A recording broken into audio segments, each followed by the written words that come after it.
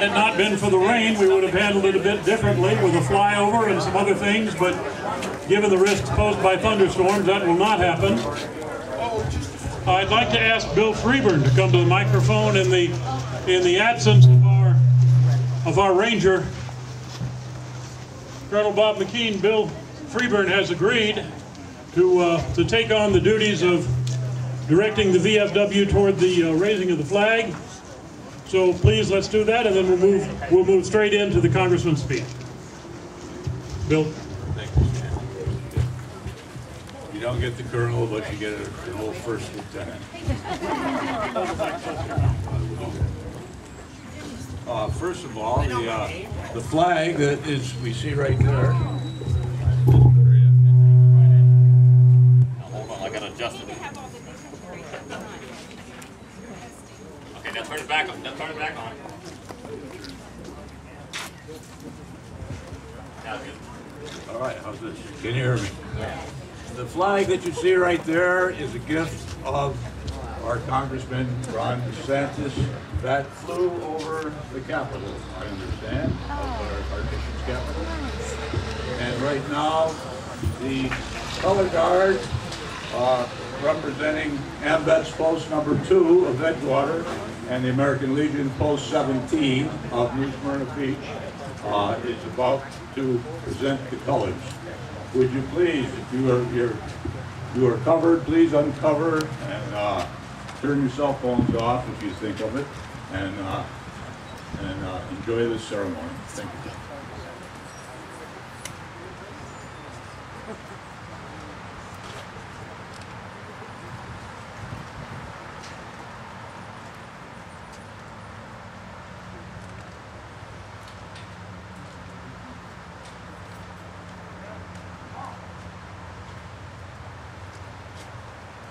Please join me for the Pledge of Allegiance. I pledge allegiance to the flag of the United States of America and to the republic for which it stands, one nation, under God, indivisible, with liberty and justice for all.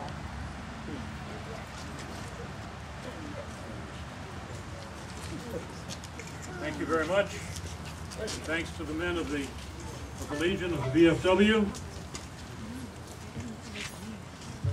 And now I have the distinct honor and privilege of presenting our speaker. I would say a man who needs no introduction, but that goes without saying. But the truth is, we are among the luckiest. We are among the luckiest of all the representative delegations in the United States, because we have a solid conservative who understands the Constitution, who has written a book about it. And by the way, copies of his book are on sale right over there. But he's written a book about it, and he lives what he has written. He votes the way he campaigns. He believes the way our founding fathers believed, and he's brought those beliefs to Washington to represent us all in the way we should be represented, to represent us all in the way we deserve to be represented, the way we used to be represented when there were real leaders in this country. And now we have one who's returned. We have one who is living up to the standards of the giants who preceded him in Washington. And we are very fortunate to have him here today to speak to us on the occasion of the opening of the headquarters of the Republican Club of Southeast Volusia County. Ladies and gentlemen, please welcome Congressman Ron DeSantis. Thank you guys. I'll tell you, I really appreciate being able to come here today. This is very exciting with this headquarters, and you know, people like Randy who have helped the club.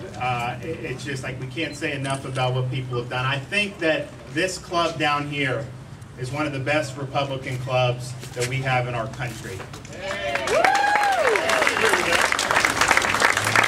And the way I know that is because when I need to get petitions, for example, to get on the ballot, you know, we go to you guys, and it's not even a question that we are going to get back thousands of petitions, because people like you will go out, take time out of your day, sweat, knock on doors, get people to sign up, for guys like me. And at the end of the day, you need to have that if you want to be successful in this business. And so you guys recognize that.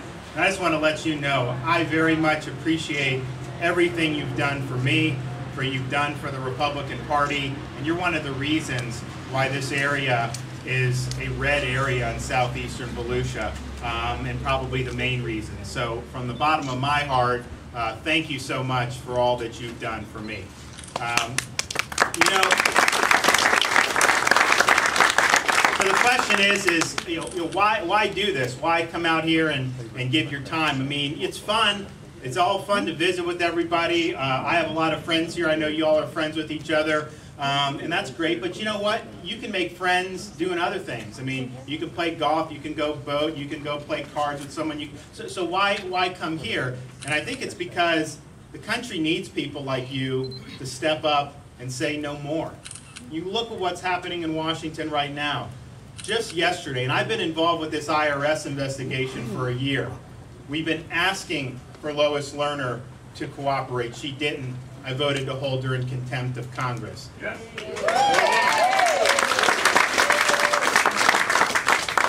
We've asked for documents. We want her emails, and the IRS gives us excuse after excuse. Finally, the commissioner said that he would provide the emails when he testified in front of our committee a couple weeks ago. And what did we find out yesterday? That all the emails in question that go to whether the IRS abused their authority and targeted Americans based on their political beliefs just happen to have been lost. Now think about that for a minute.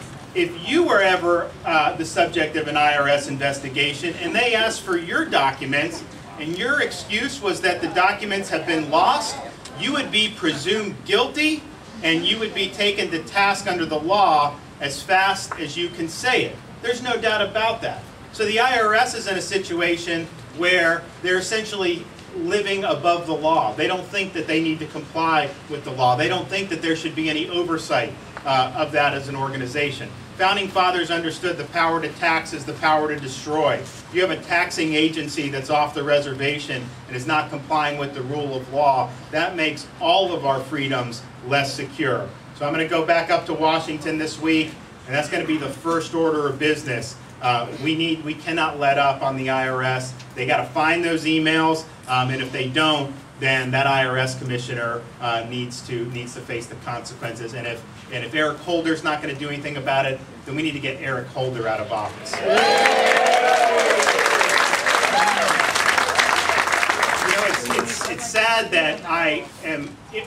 I mean, it's an honor to be able to serve our veterans, but it's sad that they have to come to their congressman to try to figure out how they can get care from the VA. And yet this president just has not been interested in this issue at all. You look at what's happening on our southern border right now. You have scores of illegal immigrants, foreigners coming over the border in violation of the law. What does this president do? He immediately sends a fleet of doctors. They're getting on-the-spot medical care. Eric Holder sends them attorneys at taxpayer expense so that they're able to have legal representation. Meanwhile, we have veterans, U.S. citizens, who've served our country and have been injured, and what are they doing? Some of them are dying while waiting in line so that a corrupt bureaucracy can enrich itself at taxpayer expense. If that contrast doesn't sum up all that's wrong with this administration, then I don't know what does. But there are few things that I'm not surprised about in Washington when I see the depth of the corruption with respect to how this president thumbs his nose at veterans. You know, that truly gets me angry. I hope it gets all of you interested in continuing to do what you're doing. You know, I look at the president, I look at what we're supposed to do. You know, the job of the federal government is to preserve and protect individual liberty, the right to life, liberty, and the pursuit of happiness. Yet this president, he actually has released over 36,000 illegal immigrants who've been convicted of felonies. And so we asked the Department of Homeland Security, well, provide us the information on that. And they provided us the crimes that these guys have been committed against. He's released murderers, he's released rapists, he's released people who have committed extortion, arson, you name it. So if somebody comes to the country illegally and commits felonies, they need to be sent back to where they came from. This president thinks it's better to release them into our communities. And so he's utterly failing at protecting the life, liberty, and property of the American people. You know, I look at what's the problem in Washington, and look, Eric Cantor was defeated in a primary, the #2 ranking Republican in the House. And I think the reason he was defeated, and I think the reason why it can be frustrating up there at times, is because a lot of what I said in the campaign is similar to what a lot of other people say.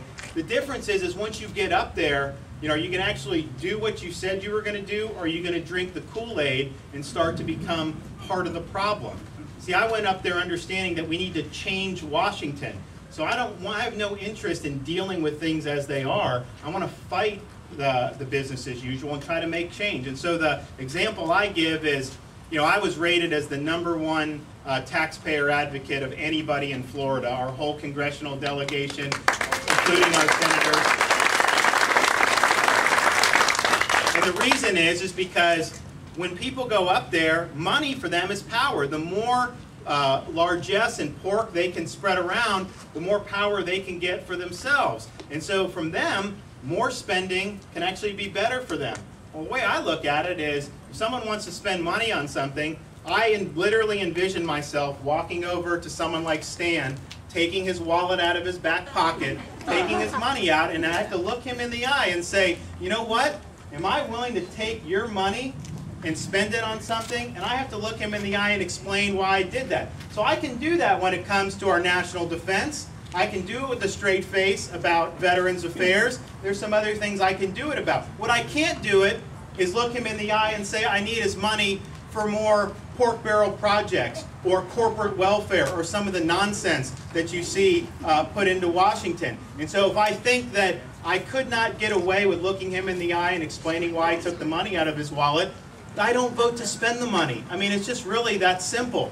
And so I think our task going forward is to understand that we've really never been at a point, I think, and certainly my life, and I bet you most of your life, where things seem to be going wrong on all cylinders for our country. And that's part of a function of the leadership that we see in Washington. We had the 70th anniversary of D-Day recently.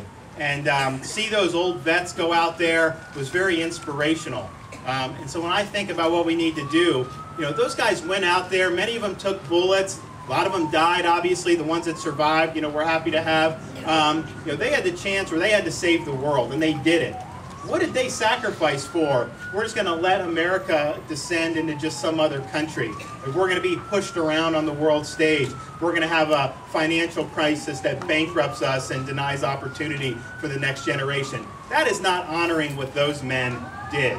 And so I think for us, the battle is joined for 2014. We need a big turnout. We need a Republican victory across the board. And just think, we may not be able to affect this in Florida, but if everyone throughout the country thinks like we do, Harry Reid will no longer be the majority leader.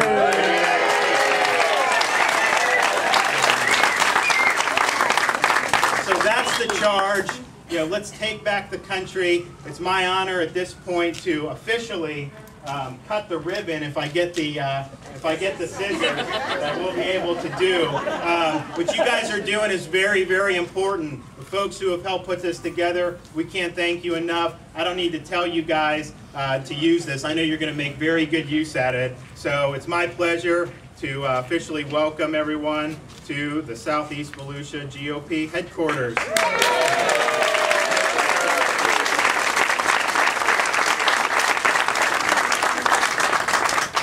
Few minutes. I mean, we can go back in the party. If anyone's got any questions for me, I'd be happy to take some. Yes, sir. Mark, what is your happy point in Washington? What do you feel that's been going on in your life?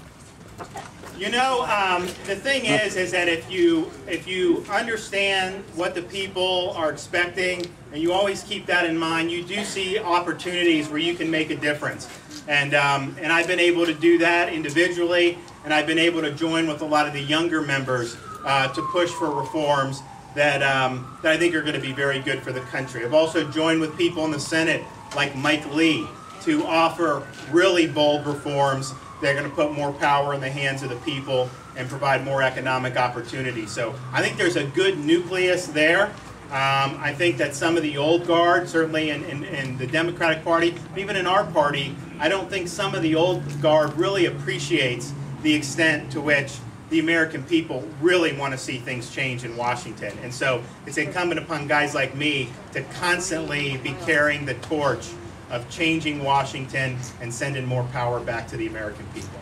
Yes, sir. I want to follow up to that. I was going to ask you, there's nothing we can do if the Democratic old guard except post them out of office. How can we change the old guard of the Republican Party? They have to change, or our party is not going to be successful. Well, the way you do it is you got to send enough people up there so we can control the agenda. We don't have that right now. And then once you do that, you know, at the end of the day, a lot of these old guard, they just want to stay in office. And so if guys like me are pushing a conservative reform agenda that's popular with voters, they're going to go along with it if they think it will allow them to stay in office. And so that is what we got to do, convince them that it's in their own interest to start getting on board with some of these things. And when that becomes apparent, look, when they banned earmarks a couple years ago, 10 years ago, that would have been unthinkable. But the voters said, stop wasting our money, stop doing this. And it got to the point where they had to change that. Otherwise, they would have felt some consequences. And so we need to do that across the board on these issues. Yes, ma'am. How do you feel about term limits, and would you push for that? I have pushed for it. I am a co-sponsor of a constitutional amendment to impose term limits on members of Congress. If I had to pick one thing that we could do in terms of any constitutional amendment, well, that would be probably 1A. It would be term limits, 1A. 1B would be a balanced budget amendment to the Constitution so that politicians can't bankrupt us. And number 3 would be my constitutional amendment to make the ruling class live under the laws that they impose on everybody else.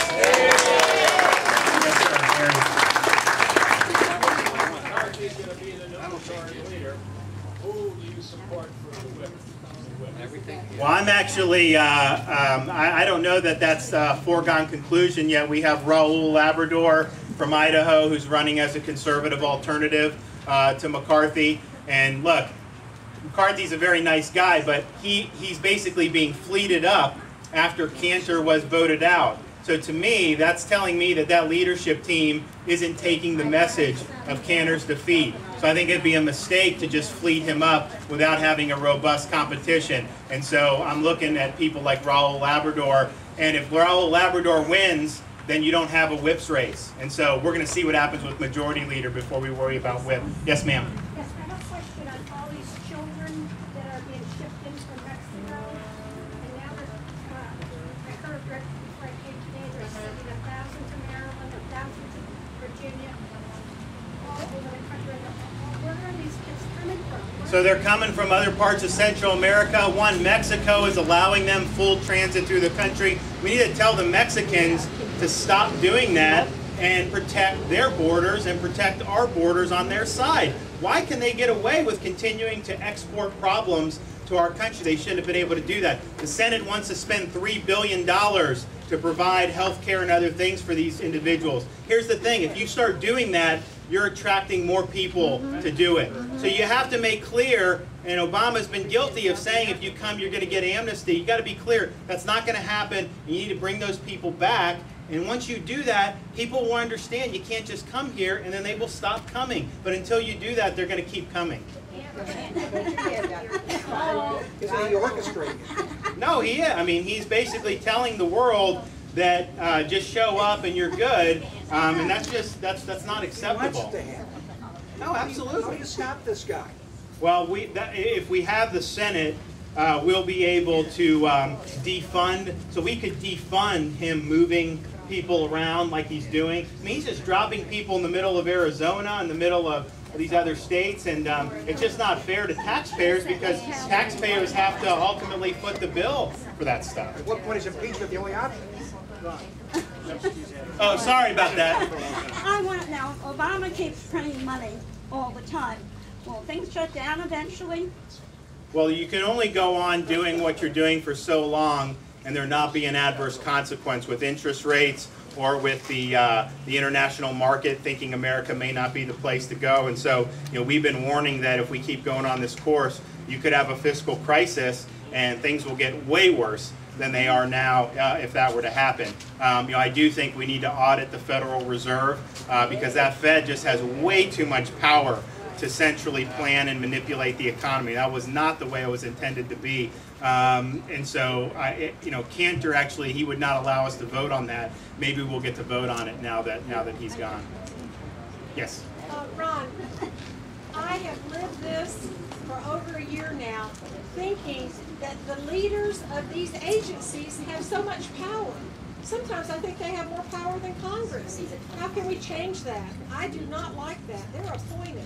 Well, I think that if somebody like John Koskinen, the IRS commissioner, if he's going to not say these emails are lost, I'm going to use the same inference against him that he would use against an American citizen and presume him guilty. And then what I think we can do is we actually could bring articles of impeachment against him and remove some of these agency heads from office. Now, Reid may not take that up in the Senate, but I think it's very hard to justify to the American people that you're simply going to disregard a subpoena and that you're going to accept the excuse that somehow this stuff has been lost. Because nothing gets lost anymore when you're talking about email and electronics. And so I think it's an explanation that doesn't pass the laugh test, and to me it's reminiscent of a Watergate-style explanation. And so even Democrats, I'm hoping, will start to say that that answer is not acceptable. But we'll see. We'll see what they say when we go back to Washington next week. Yes, sir? When are you going to suspend the rules of engagement over in Afghanistan and Iraq?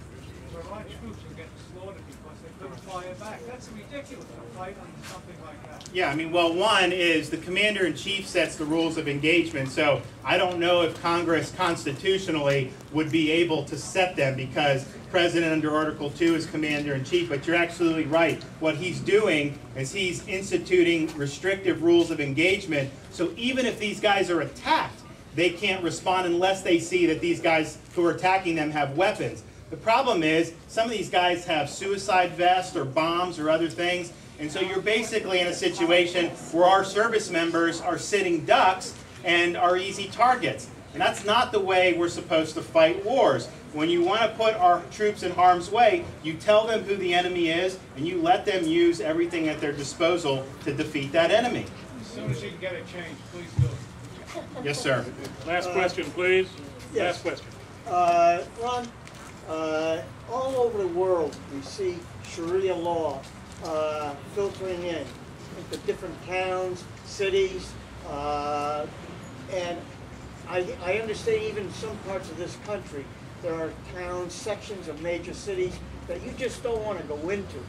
How sensitive and what can you do in Congress to prevent Sharia law taking hold as it has done in England, France, even parts of Canada?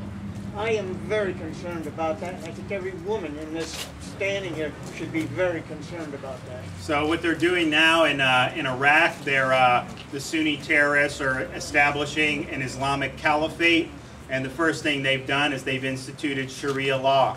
And so they're beheading people who they think are infidels. Under Sharia law, if a woman is raped, they will actually stone to death the woman and not the perpetrators. And so you're talking about a political system that is fundamentally at odds with human freedom and that is really corrupt to the core. And so I think the first thing you got to understand is these individuals, these ISIS, AQI, the Shiite terror state in Iran, they operate on a fundamentally different worldview than we do.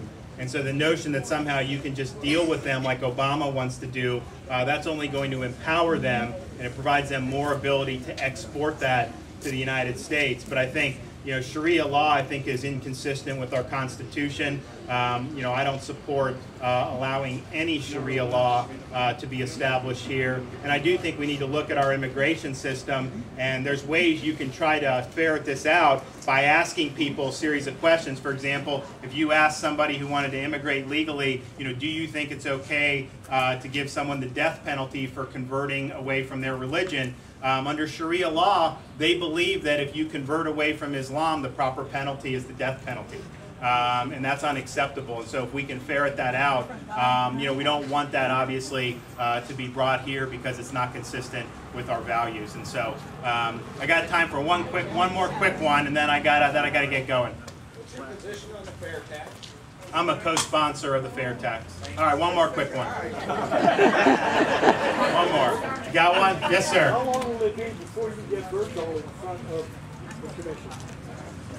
Well, unfortunately, with Bergdahl, it's not Congress, it's not in our court. I mean, it's something that the military is going to deal with, and clearly, if you listen to his unit members, he walked away from them. He put them at risk. Some of them died looking for him. So I think that's a classic case of desertion that needs to be brought before a court-martial. The problem is the Obama administration's likely not going to want that to play out in full view. And so I'm worried that they may exercise influence to keep that case from going to court-martial. And their explanation will be, well, he's already suffered enough by being with the Taliban for 5 years. The problem is that if they don't court-martial him, he gets an honorable discharge. He gets full back pay, so he'd probably get hundreds of thousands of dollars in his pocket, and he would be able to keep his rank of sergeant. So if he was court-martialed, he could be dishonorably discharged, reduced in rank to E1, and he would have to forfeit all his pay and allowances. And if he did, in fact, desert, he should be able to make his case. But if he deserted his troops in wartime, then you do not get an honorable discharge. And when someone like Susan Rice goes on the Sunday shows and says he served with honor and distinction, I'm wondering what planet is she from? Real quick. All members of Congress are upset about the fact that he raised all of those, Surprisingly, even a lot of Democrats are upset about it. When I was in Guantanamo, the Bush administration released people, but those were people that they thought did no longer pose a threat. And even of the people that they thought no longer posed a threat, 30% of those ended up back in the fight. And that's just what we know. There are probably other guys who have committed attacks who we just haven't captured or killed. And so these guys are the worst of the worst. Nobody would ever say that they're not a threat. So we know they're going to go back to the fight because, again, this is their mindset. They're not somebody who says, oh, yeah, let's just live with the United States. They're motivated to export jihad. Why is it more of Congress complaining or being upset, expressing their being upset about him bypassing you guys? Well, we are. The problem is at the end of the day, the Democrats are not going to be willing to really hold him accountable on the legal aspect of it. And you got to have bipartisan majorities if you really want to do it. But yeah, he totally violated the law. He didn't follow it. We think he may have even violated the spending laws that we've put in where we've defunded his ability to move these terrorists. And so we're in the process of investigating that. But, ultimately, if we don't bite back on that, then he's just going to keep doing it. So, all right, guys, thanks a lot. We appreciate it.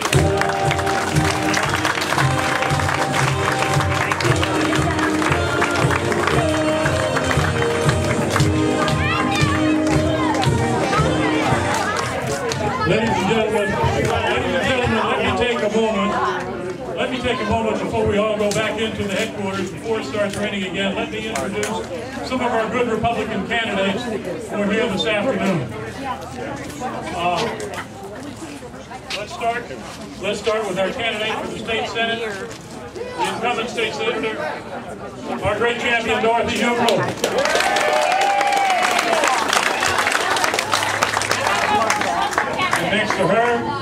Next to her, the incumbent county councilwoman for District 3, that's our district, Deb Denny. Out here in the audience, I see a candidate for the state legislator, Fred Costello.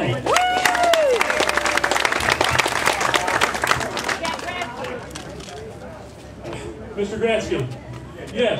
You're running for the mayor, the position of mayor of New Smyrna, are you not? Stand up and wait. Come up here so people can see you. Come up here so people can see you. Judy Riker. Where she is? There she is. Okay, Judy Riker. Judy Riker is running for the New Smyrna City Commission. Our mayor is here today, too. He's not running for re-election, Adam Berenger. George Cavajo, who is running from Western Pennsylvania. sorry, he's running for the school board for this district. We got Newton White, who is running for the City Commission of Port Orange.